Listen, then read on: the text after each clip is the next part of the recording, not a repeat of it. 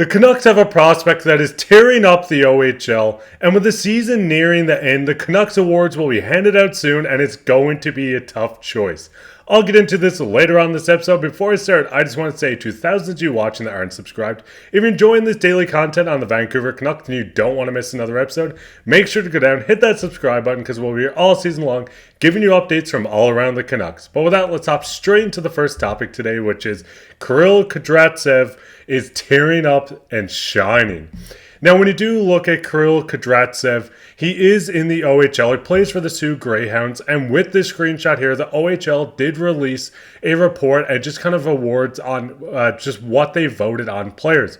You can see with Kudryavtsev, he was ranked as the #1 most underrated player in the Western Conference of the OHL. He finished tied for third in 2022-23. And this year, we do see him take home the award. Now, obviously, this is a big thing. 2 seasons in a row being just rated as the most underrated player, the most underrated player in the Western Conference of the OHL is quite an award to get. This guy's flying under the radars, and a lot of Canucks fans might not know about him. So with Kudryavtsev, he is 20 years old. He is from Russia. He's a defenseman, 6 foot, 201 pounds, a left-handed shot. The Vancouver Canucks actually did draft him in 2022 in the 7th round, 208th overall, and he's looking like an absolute steal for them. Like I said, this guy was just put in as the most underrated Western Conference player in the OHL, and he was a 7th round pick. Now, he might be a guy that you don't know a lot about, so let's break down some stuff about him. Now, when you do look on Elite Prospects, they do break down players, and this is what they did going into the draft. One of the smartest in the draft class, Kudryavtsev's upside comes from both supporting the offense and creating it. He anticipates handoffs along the boards, using the space to shoot. The give and go from the point features heavy in his game, often used to create a shot for himself or set up a teammate across the slot. When he's on the weak side, he's consistently identifies seams and then fills them without exposing his team to risk. Now, this is what you want to hear from a defenseman, especially one you took in the 7th round. As you can see, offensively, he can create space, shoot. He looked outstanding offensively, and he still can fill in the gaps and not expose his team for the risk of giving up defensive play just to create something offensively. As I said, this guy is a 7th round pick. He is a defenseman. He's only 20 years old and rated as one of the most underrated players in the OHL. Now, when you do look at Kudryavtsev, he is on the Sioux Greyhounds. This is his 3rd season, and they are in the playoffs. In the regular season, you can see in his first year, he had 39 points, 34 assists, 5 goals. The year after, in 67 games, 50 points, 42 assists, 8 goals. This year with the Sioux Greyhounds, he had in the regular season 5 goals, 42 assists, back-to-back 42 assist seasons, and 47 points. The big thing with this is last season he was a -15, and this year he was a +29. He is developing his defensive game, and offensively he is keeping up on par. The big thing is in the playoffs here, you can see he has 3 games played, 1 goal, 3 assists for 4 points. This includes today when he scored a goal plus an incredible spinorama assist. If you haven't seen it, I highly recommend searching it up. And just like I've been saying, the Canucks have a deep prospect pool. They might not be flashy like Connor Bedard or any of these guys that came in as just a top pick, top 10 picks or top 15, but they have guys in the system, especially guys like Kudryavtsev, that is a 7th round pick, drafted 208th overall, and is showing promise to be a guy that might step up to Abbotsford next season. He can produce for Abbotsford. He is signed under contract. He has a cap hit of $850,000, so we could see him up on Abbotsford as early as next season. But we're also seeing this guy that could make an impact on the Vancouver Canucks in a couple of seasons. He's only 20 years old. He's being ranked as one of the most underrated players. He's having seasons where he's putting up 40 plus assists multiple seasons in a row. He can score goals. He can create offense.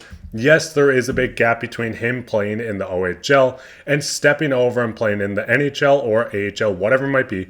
But we're seeing these prospects finally get into the system. Yes, you have guys like Jonathan Lekkerimäki, who I was watching part of his game today, and he looked outstanding for Abbotsford. This is currently being recorded in the 2nd period of the Canucks game. So if you see in the bottom of the bar, or if Lekkerimäki scored a hat trick and I didn't cover it, whatever it might be, it is because I'm recording during the 2nd period. But Lekkerimäki has looked great. Elias Pettersson. D. is coming over. He's looked outstanding on the Abbotsford Canucks. Tom Willander has looked great in college. These players are going to make an impact on the Canucks in the seasons to come, and it's just a matter of the time before the Canucks start getting these guys come up, low cap hits to make an impact. So what's your guys' thoughts on all the Canucks prospects? Who are you most excited for? What prospects are you watching in the juniors? And did you know anything about Kudryavtsev before this video? If not, let me know down in the comments because I love to cover the prospects. Other than that, let's hop straight into the second topic today, which is who will win the Canucks awards. Now, obviously, the Canucks have awards they give out in the final game of the season, and there's a big list of awards that I kind of want to touch on. So you can see the top one here, the Walter Bay Pratt Trophy for the Canucks Best Defenseman. Obviously, this is going to no one else other than Tyler Myers. That is a complete joke. That is going to Quinn Hughes, and it's not up for debate at all. I mean, if you want to look at the scoring alone, Quinn Hughes has 82 points, 13 goals, 69 assists. He's third on the team in scoring. He's the number one defenseman. He's the top defenseman. And like I said, when you look at best Canucks defenseman, you need to look at Quinn Hughes. This is an award that's not up for debate. This will be handed to Quinn Hughes. Now you can look at the next award of the Canucks leading scorer, the Cyrus H. McLean Trophy. Once again, when you look at this, it seems like this is pretty dead set. Obviously, this is not an award that's going to be voted, but it seems like unless Elias Pettersson goes on a huge tear, that this will end up going to JT Miller. Like I said, it's going to the leading scorer. You have him with 94 points. He looks like he'll break over 100 points this season, and he's 10 points ahead of Elias Pettersson. So it seems like these awards will, the first one, defenseman, going to Quinn Hughes, and it seems like the most points will end up going to JT Miller. Now, this is where things get interesting. The Cyclone Taylor Trophy, which is the Canucks' most valuable player. This is where you kind of got to look at it and say, how do you value people? Who do you want to give it to? You can look at points-wise. As I said, JT Miller, 94 points. He's having an outstanding year. Defensively, he's looked great. He's been a pest to play against. He's brought this team together, and in my opinion, he looks like he could be the MVP. Yes, you have guys like Quinn Hughes too. That's the top defenseman. The team would not be the same without him. But what I'm saying is, in this sense, we see Quinn Hughes put points up year after year. He breaks his own award for having the most points in a season by a Canucks defenseman. But JT Miller's emergence of just shining this year is what's brought the Canucks to the point they're at. Yes, you have guys in the depth. Yes, Elias Pettersson has looked great. Yes, Hughes, Demko, he's another guy.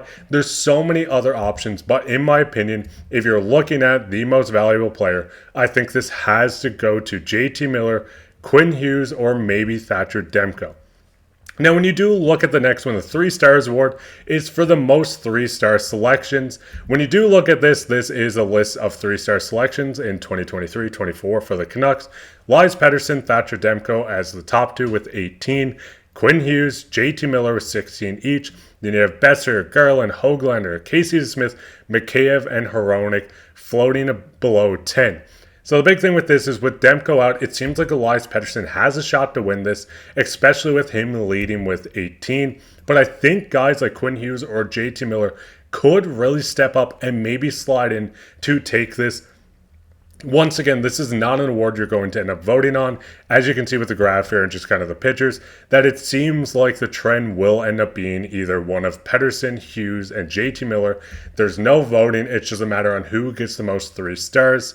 Now, this is where I really want to focus because it's a hard choice for me. The Fred J. Hum Award, Canucks Unsung Hero. Now, when you look at this, you're kind of in your mind saying, hey, JT Miller's having an outstanding season. Yes, he has the points. Quinn Hughes is having an outstanding season. Pettersson. Boeser has 38 goals. Yes, like I said, I'm recording this during the second period, so this might have went up. But I think if you look down at spots number 8 and 10 on the scoring, Höglander and Dakota Joshua, this award has to go to one of them. We've seen Joshua come in and just make this third line, and now he's on the first line. He made this team what they are. He's brought this energy, this physicality. He's brought this team what they needed. When he was out of the lineup, you can notice that his impact was not there. And Höglander's a guy that I really think has a chance to win this as well. When you're looking at unsung hero, this guy has 22 goals in 72 games, which majority of these came in the bottom 6. He's been outstanding for the Canucks, and In my opinion, it's going to come down to one of these guys.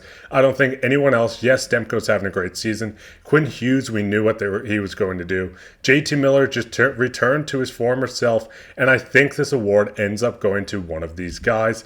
As I said, it's hard not to give it to him. And when you focus on the next award, the Daniel and Henrik Sedin Award for Community Leadership, I haven't looked into this too much. I know guys like Quinn Hughes has stepped up in the community and has foundations built.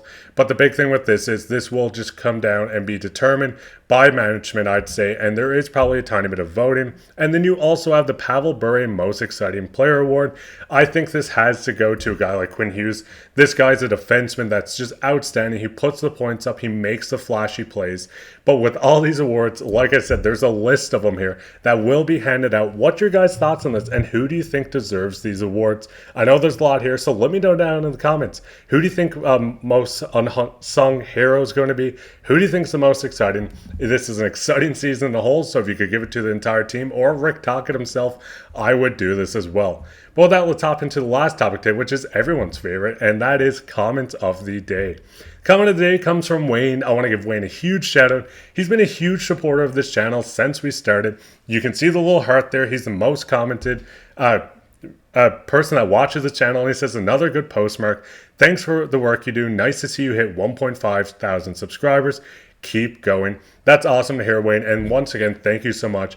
I have a huge passion for hockey. I love the Vancouver Canucks, just like you guys that are watching. It's awesome to see that you guys enjoy this content. If you don't enjoy it, I hope someday that I can make you enjoy it. If there's something you want me to change, something you want me to try, maybe you want to see live streams, game recaps, or just a watch along, anything you want me to try or want to see me do, let me know down in the comments. I know this is a long video, and I'm hoping you're enjoying it. I got to go catch the third period to the Canucks game. Hopefully they can pull out the win on this. But other than that, if you enjoyed this episode, make sure to go down and leave a like, leave a comment, hit that subscribe button. Like I said, I will do anything you guys want. I just want to make sure we can build a community here and everyone enjoys the content. But with that, take care.